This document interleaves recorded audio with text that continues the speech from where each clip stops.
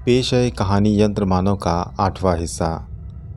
सर्प यंत्र अपने फन फैलाए पीटर और रंजीत के सामने खड़ा था। पीटर और रंजीत का डर के मारे बुरा हाल था। उन्होंने अपनी जिंदगी में पहले ऐसा वाकया कभी नहीं देखा था। एक सांप इंसान की बोली बोल रहा था। ये चीज दोनों को डरा देने के लिए काफी थी। रंजीत ने उस सर्प यंत्र से कहा, तुम आखिर चाहते क्या हो? इस पर सर्प यंत्र बोला, मैं तुम्हारी बर्बादी चाहता हूँ। जिस तरीके से तुमने मुझे बर्बाद किया था, मैं तुम्हारी बर्बादी उसी तरह से चाहता हूँ। इस पर रंजीत कहने लगा, तुम यहाँ से चले जाओ वरना मैं तुम्हें गोली मार दूंगा। इस पर सर्प यंत्र बोल पड़ा, तुम ये धमकी मुझे कितनी बार दे चुके हो और मैं भी तुम्हें 10 बार बता चुका हूँ। मुझ पर तुम्हारे गोली और बारूदों का कोई असर नहीं होगा। अभी ये बातचीत चल ही रही थी कि बगल में बैठा हुआ पीटर लपक कर अपनी पिस्तौल की ओर दौड़ा और उसने पिस्तौल उठा ली। इससे पहले कि वो अपनी पिस्तौल से गोली दागे, सर्प यंत्र ने 1 सेकंड के अंदर ही उस पर हमला कर दिया और वो दूर छिटक कर गिर गया। और ये मौका देखकर रंजीत ने चिल्लाकर अपने बॉडीगार्ड्स को बुला लिया। कुछ ही पल में रंजीत के बॉडीगार्ड्स जो बाहर तैनात थे वो रंजीत के कमरे में आ गए, मगर उनके आने से पहले सर्प यंत्र वहां से गायब हो चुका था। उनके आते ही रंजीत ने कहा, यहाँ पे सांप है, बड़ा सा सांप है, उसे पकड़ो। सांप की बात सुनकर सारे बॉडीगार्ड्स सांप को ढूंढने लगे। उन्होंने उस कमरे का एक एक कोना छान मारा, यहाँ तक कि बाहर भी सब कुछ ठीक से चेक किया, मगर उन्हें कहीं भी वो सांप नहीं मिला। बॉडीगार्ड्स कहने लगे, मालिक यहाँ पर कोई सांप नहीं है।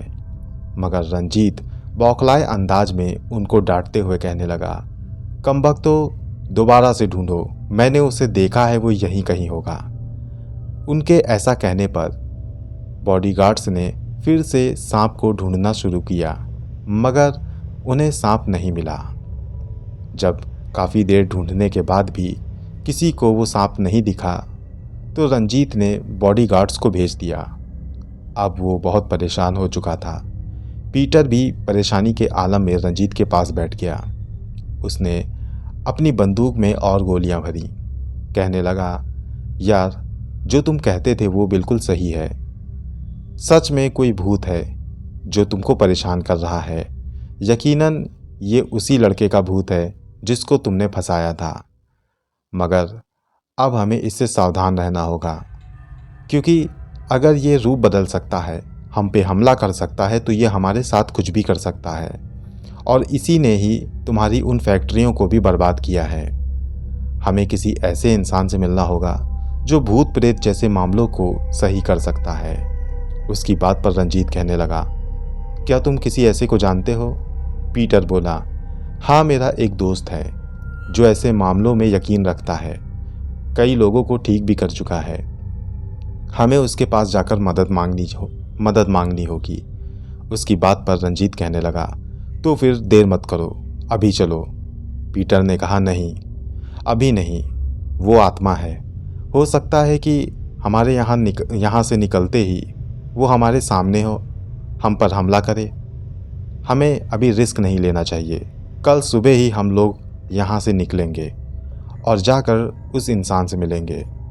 वाकई ये सब कुछ बहुत ही ज़्यादा खतरनाक था। मेरी बात मानो, हम लोग उस इंसान से मिलके कुछ दिन के लिए भारत छोड़कर कहीं बाहर चलते हैं। उसकी बात पर रंजीत कहने लगा, मेरा भी यही मानना है, मैं अब यहाँ नहीं रहना चाहता। रंजीत बहुत ज़्यादा घबराया हुआ था। पीटर भी बहुत डर रहा था। दोनों सुबह होने का इंतज़ार कर रहे थे, मगर वो ये नहीं जानते थे कि सुबह एक और बर्बादी उनका इंतज़ार कर रही थी, क्योंकि इस तरफ से बैठे हुए यंत्र मानव और समीर दोनों ही उन दोनों की हरकतों को देख रहे थे। यंत्र मानव ने समीर से कहा, क्या कहते हो समीर, अब क्या किया जाए? समीर कहने लगा, जैसा तुमने मंसूबा बनाया था बिल्कुल वैसा ही करते हैं। यंत्र मानव ने कहा, ठीक है, तो फिर मैं यहाँ से चलता हूँ। और अब शुरू करता हूँ इसकी बर्बादी। ये कहकर यंत्र मानव अपनी जगह से उठकर आगे बढ़ गया और वो कुछ ही मिनट में रंजीत के एक फैक्ट्री के सामने चला गया। फैक्ट्री में तैनात सिक्योरिटी गार्ड्स ने पहले से ही चौकसी बढ़ा रखी थी, क्योंकि रंजीत ने पहले ही हिदायत दे रखी थी कि कोई उनकी फैक्ट्री को बर्बाद कर रहा है। जब लोगों ने यंत्र मानव को अपने करीब आते देखा तो वो चौकन्ने हो गए। यंत्र मानव ने इस बार अपना हुलिया बदल रखा था। उसने इंसानी लिबास पहन रखे थे, सिर पर टोपी और मुंह को किसी कपड़े से ढक रखा था। हाथों में दस्ताने थे और पैरों में मोटे जूते थे। इसके अलावा पैंट और एक लंबा सा कोट पहन रखा था। ये पहने हुए वो उस फैक्ट्री की ओर बढ़ने लगा। दूर से ही एक इंसान ने उस पर गोली तानते हुए कहा, रुक जाओ, कौन हो तुम? उसकी बात का जवाब दिए बगैर यंत्र मानव आगे बढ़ते रहा। इस पर वो इंसान बोला, मैं कहता हूँ रुक जाओ वरना तुझे गोली मार दूंगा। यंत्र मानव रुक गया। उसने कहा, मैं तुम्हारा दोस्त हूँ, इसी फैक्ट्री में मुझे तुमसे काम है। क्या काम है? इस पर यंत्र मानव कहने लगा, अरे तुम लोग का खात्मा करना है। उसकी ये बात सुनकर उस इंसान ने यंत्र मानव पर गोली चलाई, मगर यंत्र मानव को कुछ नहीं हुआ। ये देखकर वो घबरा गया। इससे पहले कि वो और गोलियां उस पर दागता, यंत्र मानव ने उसे पकड़कर दूर फेंक दिया। वो किसी रुई की तरह काफ़ी दूर जाकर गिरा। उसकी हड्डियां टूट गईं और मौके पर ही उसकी मौत हो गई। इधर वो आगे बढ़ते हुए अपने रास्ते में आने वाले हर रुकावट को ख़त्म करते जा रहा था। वो फैक्ट्री के गेट के पास पहुंचा। एक ही लात में उसने गेट के परखच्चे उड़ा दिए और वो अंदर दाखिल होने लगा। कुछ और लोगों ने उसे देखा तो उस पर गोलियां चला दी, मगर उस पर गोलियों का कोई असर ना हुआ। अब ये देखकर सभी के होश उड़ गए। अब अगला कारनामा यंत्र मानव ने दिखाया। उसने अपने हाथों से बिजलियां प्रकट की और बिजली की लंबी और तेज धार उन सभी लोगों के ऊपर फेंक दी जो वहां पर सुरक्षा में तैनात थे। एक ही झटके में सभी जलकर खाक होने लगे। ये देखकर वहां पर हाहाकार मच गया। लोग भागने की कोशिश करने लगे, मगर यंत्र मानव ने किसी को भागने न दिया। अपनी तेज बिजली की धारों से उसने पूरी फैक्ट्री को अपने चपेट में ले लिया और फिर उस फैक्ट्री में रखी सभी नुकसानदायक चीज़ों में आग लगा दी। पूरी फैक्ट्री जल उठी। वहाँ रखे बारूद में आग लगने की वजह से जोरदार धमाका हुआ, जिससे फैक्ट्री राख में तब्दील हो गई। अब यंत्र मानव वहाँ से निकलकर रंजीत की दूसरी फैक्ट्री की ओर बढ़ चला था। वो कुछ ही मिनट में अपनी रफ्तार के द्वारा रंजीत की दूसरी फैक्ट्री की ओर खड़ा था। फैक्ट्री उसके सामने थी। वो एक एक कदम बढ़ाकर फैक्ट्री की ओर बढ़ने लगा। यहाँ भी चौकसी पहले से ज़्यादा थी। उसे अपनी ओर आते देखकर वहाँ के सुरक्षा कर्मियों ने उस पर गोलियां तान दी। वो भी उसे धमकी देने लगे। वो कहने लगे कि अगर वो आगे बढ़ेगा तो उसे गोली मार दी जाएगी, मगर यंत्र मानव रुकने वाला नहीं था। वो एक एक कदम आगे बढ़ाते हुए फैक्ट्री की ओर बढ़ता जा रहा था। जब उसने उनकी बातें नहीं सुनी तो सुरक्षा कर्मियों ने उस पर गोलियां चलानी शुरू कर दी, मगर यंत्र मानव के ऊपर गोलियों का कोई असर न हुआ। यंत्र मानव ने बिजलियों की धार निकाली और वहां खड़े सभी सुरक्षा कर्मियों को मौत के घाट उतार दिया। उसके बाद उसने पहली फैक्ट्री की तरह ही इसमें भी आग लगा दी। यहाँ भी सब कुछ राख होने के बाद यंत्र मानव रंजीत की तीसरी फैक्ट्री की ओर गया और वहाँ भी उसने इस तरह से हाहाकार मचाकर रख दी। उसे कोई भी रोक ना पाया था। यंत्र मानव ने रंजीत का लगभग सब कुछ बर्बाद कर दिया था। अब बारी थी रंजीत की सबसे बड़ी फैक्ट्री की, जिसमें रंजीत का करोड़ों का माल था, मगर यंत्र मानव ने उसे बचा कर रखा। यंत्र मानव के लिए उसे बर्बाद कर देना मात्र 5 मिनट का खेल था, मगर कुछ सोच कर ही यंत्र मानव ने ऐसा नहीं किया। वो वहाँ से वापस अपनी लैब में आ गया। जब तक सुबह हुई तब तक वो लैब में आ चुका था और सुबह रंजीत को पता चला कि उसकी 2 फैक्ट्रियां जलकर राख हो गई हैं। ये खबर सुनकर रंजीत बहुत ही ज़्यादा दुखी हो गया। भागकर अपनी फैक्ट्रियों के करीब गया, देखा तो सब कुछ राख हो चुका था।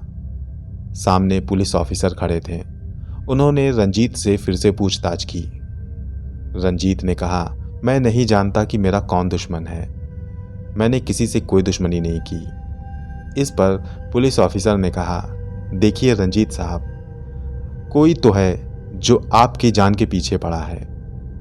अब अगर आप नहीं जानते तो भी कोई बात नहीं, मगर अब हमें हिदायत मिली है कि हम आपकी सुरक्षा करें।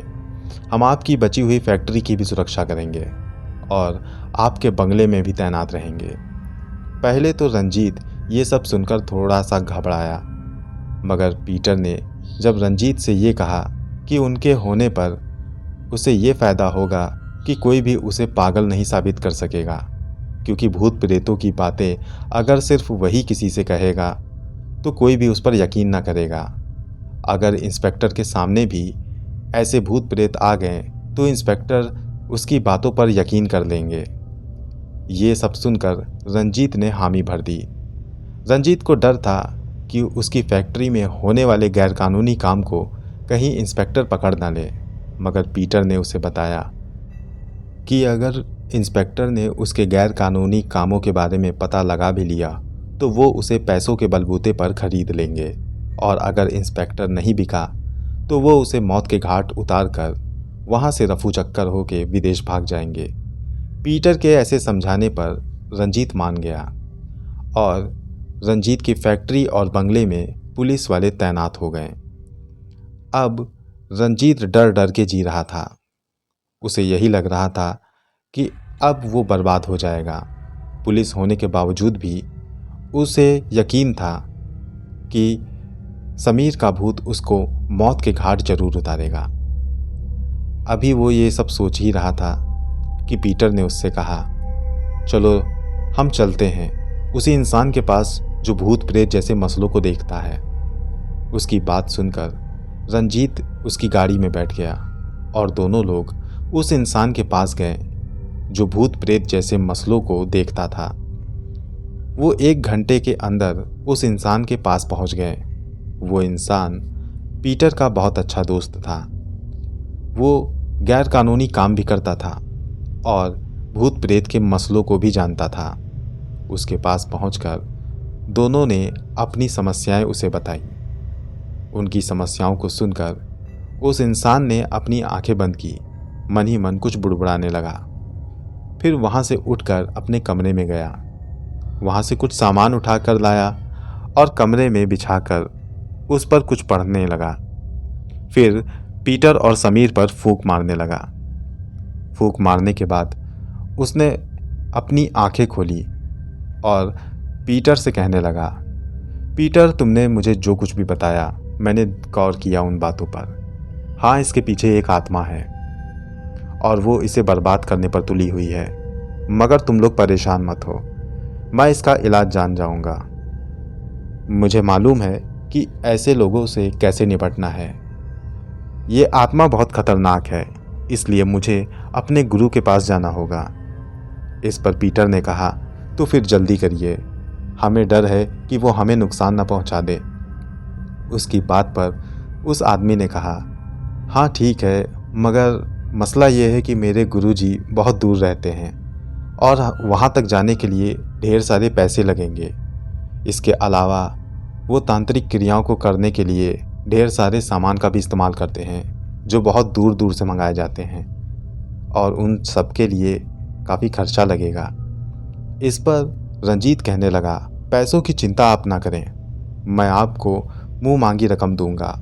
ये कहते हुए उसने अपनी कोट की जेब में हाथ डाला और एक चेक निकालकर उसमें 2 लाख रुपए का अमाउंट भर दिया और उसे उस तांत्रिक को पकड़ा दिया। वो 2 लाख का अमाउंट देखकर काफ़ी खुश हुआ। कहने लगा, अब आपको किसी भी किस्म की कोई दिक्कत नहीं होगी, आगे जो कुछ भी होगा मैं आपको बताऊंगा।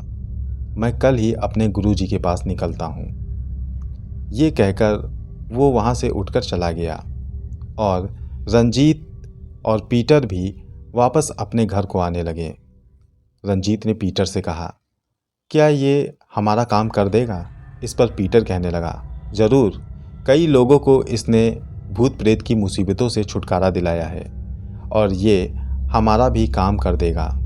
बहुत पहुंचा हुआ है, जो भी इसके पास आता है भूत प्रेतों से उसे छुटकारा मिल ही जाता है। यही सब बातें करते हुए पीटर और रंजीत अपने बंगले की ओर जाने लगे और इधर वो तांत्रिक मुस्कुराते हुए पीटर और रंजीत की गाड़ी को जाते देख रहा था। काफ़ी दूर निकल जाने के बाद वो कहने लगा, तुम जैसे बेवकूफ़ अगर यहाँ आने लग जाएं तो मैं कुछ ही दिनों में इतना अमीर हो जाऊं कि पूरे देश को खरीद लूं। ये कहते हुए उसने चेक को बड़े प्यार से देखा और फिर वहाँ से बैंक चला गया। इधर पीटर और रंजीत दोनों अपने बंगले की ओर वापस आ रहे थे कि तभी उन्हें रास्ते में सर्प यंत्र अपना फन फैलाए हुए खड़ा दिखाई दिया। उसे देखकर दोनों का डर के मारे बुरा हाल हो गया। पीटर ने तुरंत अपनी कार की ब्रेक लगाई। उनकी कार जहाँ की वहाँ रुक गई। अब वो लोग ध्यान से उस सर्प यंत्र को देख रहे थे। वो फन फैलाए उनकी ओर खड़ा था। दिन दहाड़े उसे अपने सामने इस तरह से खड़ा देखकर वो घबरा गए। वो गाड़ी बैक करके वापस आने लगे। तभी उन्होंने देखा कि सर्प यंत्र ने उनका पीछा किया। इससे पहले कि पीटर गाड़ी मोड़कर दूसरी ओर भागता, सर्प यंत्र ने एक जोरदार टक्कर उसकी गाड़ी पर मारी, जिससे उसका पिछला हिस्सा थोड़ा सा उठ गया। सर्प की ये ताकत देखकर वो दोनों और ज़्यादा खौफजदा हो गए। पीटर ने काफ़ी तेज गाड़ी भगाई। उसने अपने बैक मिरर में देखा तो वो सर्प यंत्र भी गाड़ी की रफ्तार से उसका पीछा कर रहा था। दोनों लोग काफ़ी खौफजदा थे। वो लोग वापस उसी तांत्रिक के पास जाने वाले थे। वो गाड़ी भगाते हुए उसी ओर ले जा रहे थे, मगर सर्प यंत्र उनकी गाड़ी से आगे निकलकर फिर से फन फैलाकर सामने खड़ा हो गया। ये देखकर वो लोग बहुत ज़्यादा खौफजदा हो गए। पीटर ने फिर ब्रेक लगाई और गाड़ी को मोड़ने लगा, मगर इससे पहले कि वो गाड़ी को मोड़कर सीधा करता, उन दोनों ने अपने सामने एक अजीब से इंसान को खड़े पाया। ये यंत्र मानव था, जो रात जैसा लिबास पहनकर इनके सामने खड़ा था। उसे ऐसे अपने सामने देखकर उन लोगों को यही लगा कि ये समीर का ही काम है, जो तरह तरह के रूप बनाकर उनके सामने आ रहा है। यंत्र मानव ने अपनी एक हाथ से उसकी कार को पकड़कर उठा लिया और दूसरी तरफ ढकेल दिया, जिससे उनकी कार सड़क के नीचे आकर गिर गई।